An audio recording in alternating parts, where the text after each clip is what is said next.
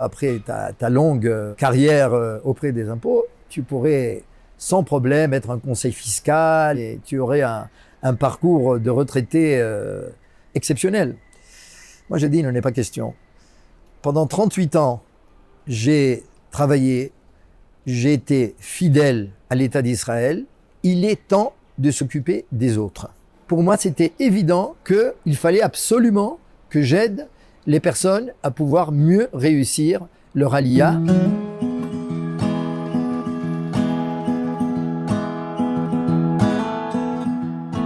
Chaim Abourbé, alias Jimmy, bonjour. Bonjour. On est ravis vraiment de t'accueillir parce que tu es bénévole au Centre des droits de Kalita en tant qu'ancien inspecteur des impôts et tu as une belle histoire d'aliyah qu'on voulait partager avec ceux qui nous regardent. J'ai décidé de faire mon aliyah par choix, même si au départ, que ce soit du côté de mon père ou de ma mère, il y avait des origines déjà en Israël dans le vieux Yishuv. Mais il s'agissait d'une décision par choix tout à fait personnelle et non pas à la suite d'un attentat ou d'une situation antisémite particulière. Pas du tout, quelque chose de strictement personnel. Je suis né à Tanger, au Maroc. À l'âge de 14 ans, je suis parti à Paris et j'ai vécu là-bas pendant 15 ans, jusqu'à la date de mon aliyah. C'est à Paris où j'ai fait mes études, que j'ai connu ma femme, et ma première fille aussi est née en France, avec laquelle on a fait notre aliyah. Elle avait 7 mois à peine, lorsqu'on est arrivé au Merkaz Klita de Gilo à Jérusalem. Qu'est-ce qui a fait qu'un beau jour tu t'es dit « allons, on s'en va » ? Vu ma situation administrative de Marocain en France, qui était très difficile à supporter parce qu'on était limité dans le marché du travail, c'était une situation qui était particulièrement pénible. La seule possibilité qu'il y avait, c'était de travailler chez des juifs, évidemment. Cette situation administrative difficile, elle s'est quand même rajoutée à quelque chose d'essentiel. C'est mon identité qui était essentiellement juive et non pas française. Je ne me reconnaissais pas du tout en France.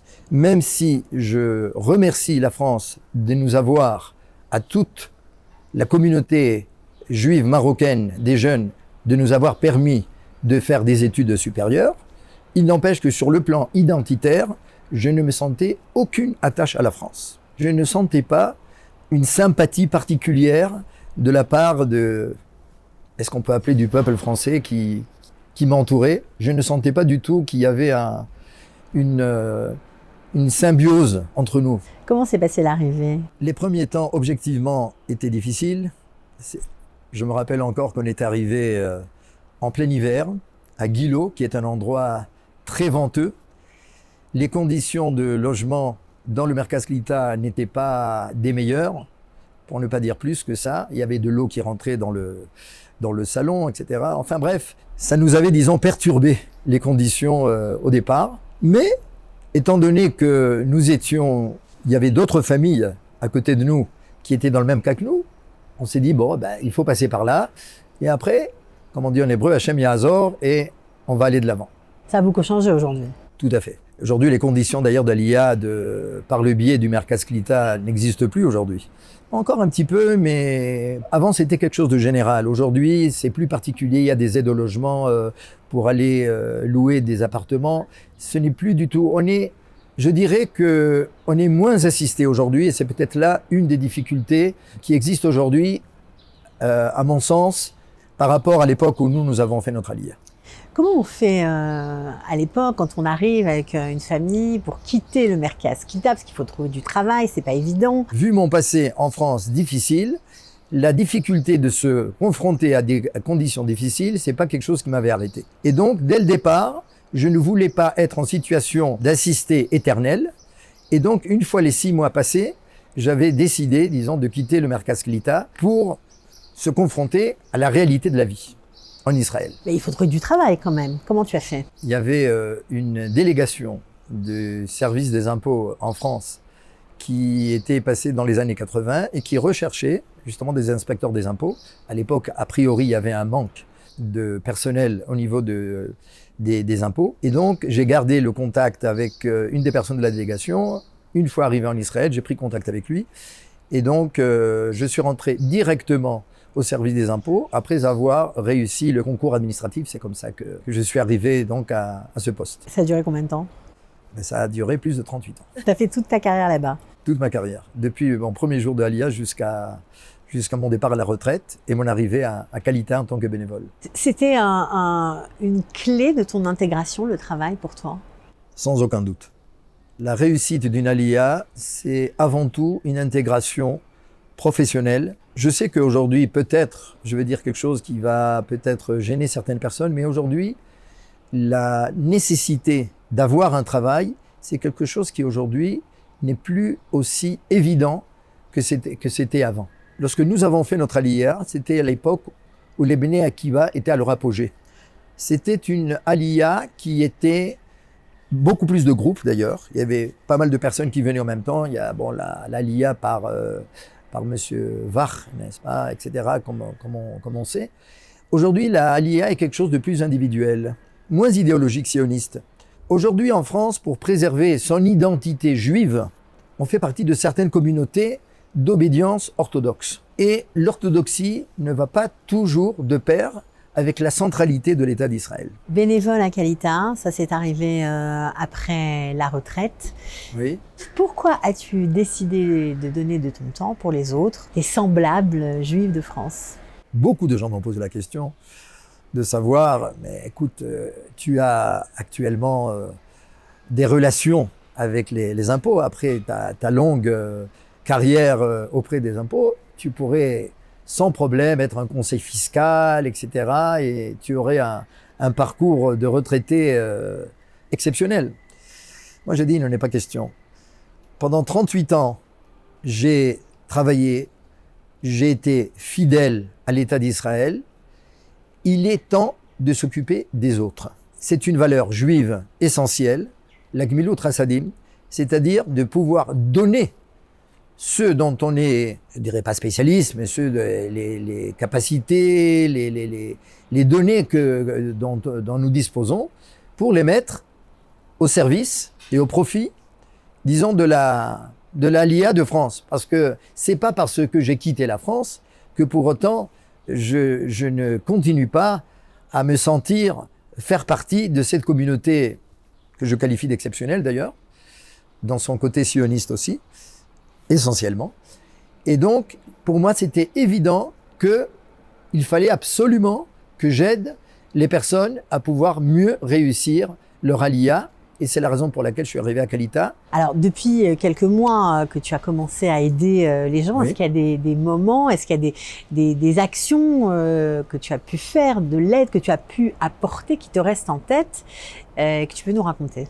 Alors là, c'est quelque chose de tout à fait récent. Il y a une association qui s'appelle Bet Rafaela, dont la directrice m'avait contacté par le biais de Eliana et qui m'avait présenté le cas, disant que vraiment c'est une association qui s'occupe de la réhabilitation de personnes malades du cancer. Elle a pris évidemment beaucoup plus d'importance depuis malheureusement cette guerre qui n'en finit pas depuis 1 an et demi. Et elle m'a dit, est-ce que tu pourrais m'aider à faire passer cette association pour qu'elle soit reconnue d'utilité publique, ce qu'on appelle en termes fiscaux le Ishur Lefi Seif 46, c'est-à-dire qui donne un avantage fiscal sur le montant des dons qui sont donnés. Et en fait, ce qu'on appelle Min HaShamayim, la personne qui dirige le service des associations reconnues d'utilité publique, c'était une personne qui avait été ma directrice à un moment donné. Je n'ai pas hésité un moment à lui envoyer un WhatsApp en disant voilà, avec les coordonnées, le numéro de l'association, etc. En disant voilà, c'est une association qui mérite absolument d'être reconnue d'utilité publique et donc de pouvoir bénéficier de l'exemption fiscale ou en tout cas de réduction d'impôts avec le Seif 46. Ça a marché. Il y a à peine quelques jours, j'ai eu donc un WhatsApp personnel de la directrice de cette association me disant voilà, même aussi ta contribution a permis que notre association soit agréée par les impôts. Ouais, ça, c'est extraordinaire parce que c'est une association qui a été montée par des francophones, Tout à fait. pour qui c'est très compliqué aussi de se dépêtrer dans la jungle administrative dans la israélienne. bureaucratie. Et c'est évident que, comme dans toute chose, mais essentiellement de la bureaucratie, le fait d'avoir les relations qu'il faut, eh ben, ça aide énormément. Les impôts, comme dans tout pays, j'ai l'impression, c'est une législation qui n'est pas toujours très claire. Les textes de loi sont extrêmement ésotériques. Et donc, il faut défricher, disons, tout cela pour en arriver à l'essentiel.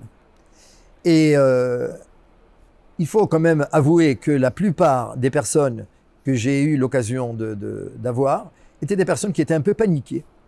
Parce que lorsqu'elles voient un papier, alors elles se demandent, je vais être bouffé tout de suite.